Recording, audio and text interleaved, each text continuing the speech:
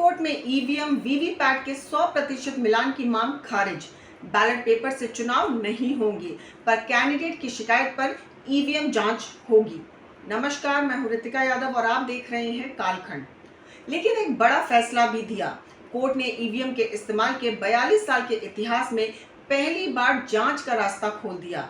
सुनवाई शुक्रवार को हुई और बेंच जस्टिस दीपांकर दत्ता और जस्टिस संजीव खन्ना की थी। दोनों ने एक मत से फैसला सुनाया। इस केस में 3 पक्ष शामिल थे: एसोसिएशन फॉर डेमोक्रेटिक रिफॉर्म यानी याचिकर्ता, चुनाव आयोग और सरकार। केस चुनाव और मतदान से जुड़ा है, तो राजनीतिक पार्टियां और आम जनता भी जुड़ी हुई हैं। केस और फैसले के असर को इन सभी पक्षों के नजरिए से समझते हैं।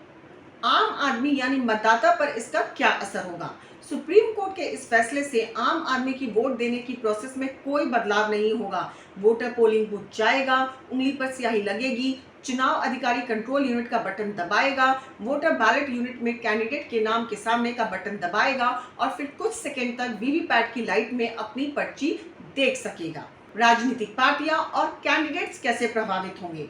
फैसले के बाद राजनीतिक पार्टियां और कैंडिडेट्स के लिए एक रास्ता खुला है। वे ईवीएम की जांच करवा सकेंगे। चलिए अब जानते हैं कि ये कैसे होगा। दूसरे या तीसरे नंबर पर आने वाले किसी कैंडिडेट को शक है तो वह रिजल्ट घोषित होने के 7 दिन के भीतर शिकायत कर सकता है। शिकायत के बाद ईवीएम बनाने वाली कंपनी के इंजीनियर्स इसकी जांच करेंगे। किसी भी लोकसभा क्षेत्र में शामिल विधानसभा क्षेत्रवार की टोटल ईवीएम्स में से 5% मशीनों की जांच हो सकेगी। इन 5% ईवीएम्स को शिकायत करने वाला प्रत्याशी या उसका प्रतिनिधि चुनेगा। इस जांच का खर्च कैंडिडेट को ही उठाना होगा। चुनाव आयोग ने बताया, जांच की समय सीमा और खर्च को लेकर जल्द ही जानकारी शेयर की जाएगी। जांच के बाद अगर ये साबित होता है कि ईवीएम से छेड़छाड़ की गई है, तो शिकायत करने वाले कैंडिडेट को जांच का पूरा खर्चा लौटा दिया जाएगा। चलिए अब ये भी जान लेते हैं कि इस फैसले से याचिकाकर्ताओं पर क्या असर हुआ। उनकी सभी याचिकाएं खारिज हो गईं, लेकिन ईवीएम की जांच के आदेश से थोड़ी राहत मिली। एडीआर के वकील प्रशांत भूषण ने कहा कि सुप्रीम कोर्ट ने कई निर्देश दिए, जिसमें कैंडिडेट्स के लिए शिकायत और फिर जांच की बात भी है। इसके बाद सभी याचिकाएं खारिज कर दी गई। अब चुनाव आयोग इससे कैसे प्रभावित होगा? सुप्रीम कोर्ट ने चुनाव आयोग को 3 निर्देश दिए हैं। पहला, सिंबल लोडिंग प्रक्रिया के पूरा होने के बाद इस यूनिट को सील कर दिया जाए। सील की गई यूनिट को 45 दिन के लिए स्ट्रॉन्ग रूम में स्टोर किया जाए। दूसरा, इलेक्ट्रॉनिक मशीन से पेपर स्लिप की गिनती के सुझाव का परीक्षण कीजिए। तीसरा, ये भी देखिए कि क्या चुनाव निशान के अलावा हर पार्टी के लिए बारकोड भी हो सकता है। निर्वाचन आयोग को सुझाव मामले की सुनवाई करते हुए जस्टिस दीपांकर दत्ता ने कहा कि किसी सिस्टम पर आंख मूंद कर संदेह करना सही नहीं है। इसलिए हमारे अनुसार सार्थक आलोचना की आवश्यकता है, चाहे वह न्यायपालिका हो, विधायिका हो। लोकतंत्र का अर्थ सभी स्तंभों के बीच सद्भाव और विश्वास बनाए रखना है। विश्वास और सहयोग को बढ़ावा देकर हम अपने लोकतंत्र की आवाज को मजबूत कर सकते हैं। हालांकि सुप्रीम कोर्ट ने चुनाव आयोग को वीवीपैट की गिनती में मशीन की मदद लेने की संभावना तलाशने का सुझाव दिया है। अब ये भी जान लेते हैं कि सरकार पर इसका क्या असर हुआ। सुप्रीम कोर्ट के फैसले में सरकार के लिए कोई निर्देश नहीं है। हालांकि इस फैसले का स्वागत करते हुए प्रधानमंत्री नरेंद्र मोदी ने विपक्ष पर जमकर हमला किया। प्रधानमंत्री बोले, यह फैसला विपक्ष के मुंह पर तमाचा है। सुप्रीम कोर्ट के फैसले के दौरान प्रधानमंत्री नरेंद्र मोदी बिहार के अररिया में चुनावी सभा कर रहे थे। उन्होंने कहा कि सर्वोच्च न्यायालय का फैसला विपक्ष के मुंह पर करारा तमाचा है। विपक्ष को देश से माफी मांगनी चाहिए। इन्होंने बैलेट पेपर लूट कर राज किया। ये ईवीएम हटाना चाहते हैं। इनके सपने चूर चूर हो गए।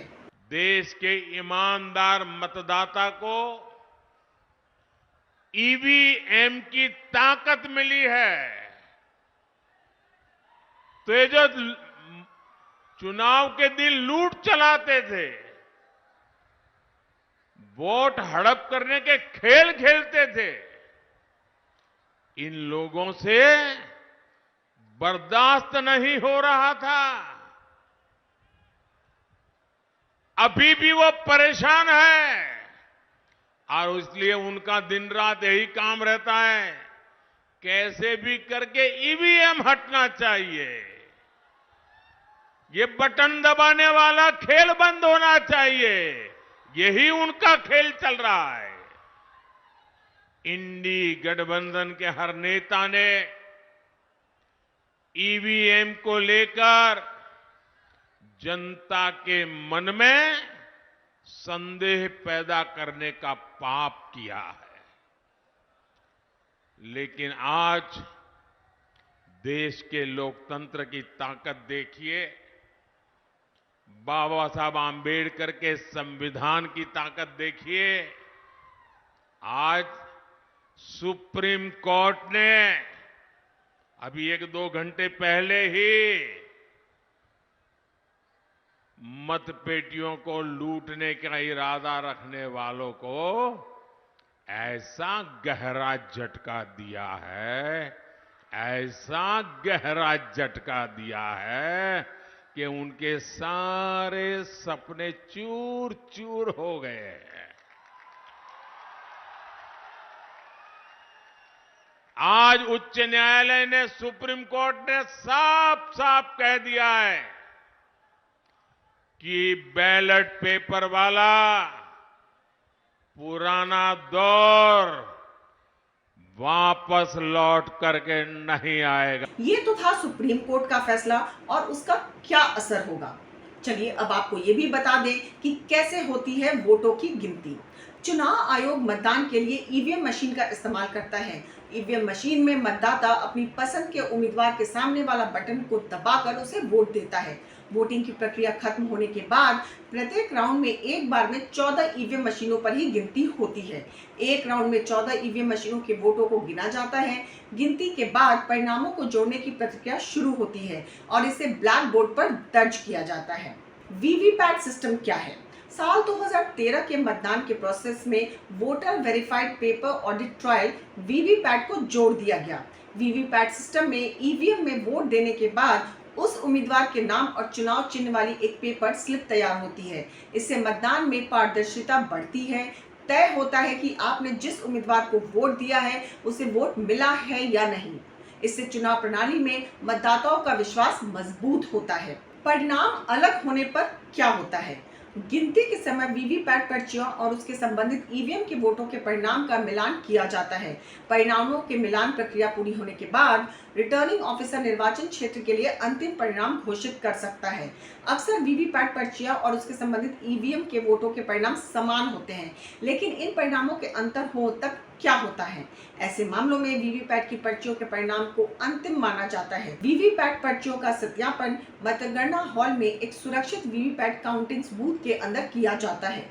इस बूथ में केवल अधिकृत कर्मियों को आने की अनुमति होती है। इस तरह वीवीपैट की संख्या पर अंतिम मुहर लगती है। इसका डेटा भी सुरक्षित रखा जाता है। वोटों की गिनती के बाद डेटा को कंट्रोल यूनिट मेमोरी सिस्टम के में सेव किया जाता है, जो डिलीट होने तक सुरक्षित रहता है।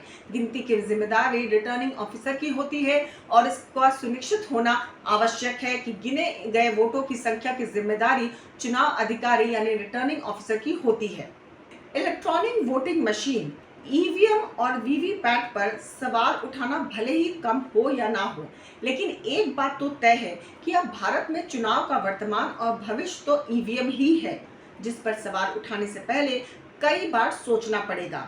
ऐसा इसलिए क्योंकि अपने आदेश में सुप्रीम कोर्ट के 2 जजों की बेंच ने जो फैसला दिया है वो हर चुनाव में इस्तेमाल हो रहे ईवीएम की जरूरत पर एक मुहर की तरह है, जिसका फिलहाल कोई दूसरा ऑप्शन नहीं है। अब ईवीएम का रोना रोने वाले का क्या होगा? पीएम मोदी के बयान के बाद इसके बाद विपक्ष का कोई जवाब नहीं आया है। यह कई बार हुआ है। चुनाव पास आते ही विपक्षी पार्टियों का ईवीएम पर रोना धोना शुरू हो जाता है। चुनाव में होने वाली अपनी करारी हार का बहाना ढूंढने के बजाय ईवीएम पर दोष मढ़ना शुरू कर देते हैं। तो अब ये मान लिया जाए कि सुप्रीम कोर्ट के फैसले के बाद विपक्ष अब चुप हो जाएगा या सवाल उठाता रहेगा, यह तो समय बताएगा। अभी तो तीसरे चरण का लोकसभा चुनाव देश में चरम पर है, जिसमें सभी पार्टियां अपनी ताकत झोंके हुए हैं। विपक्ष जानता है कि ईवीएम ने हमारी चुनावी प्रक्रिया को कितनी सुरक्षित बनाया है। मुझे लगता है जिन लोगों ने ईवीएम पर सवाल उठाए हैं अब उन्हें अकल आ गई होगी। सुप्रीम कोर्ट ने हर पहलू पर विचार करने के बाद फैसला किया है।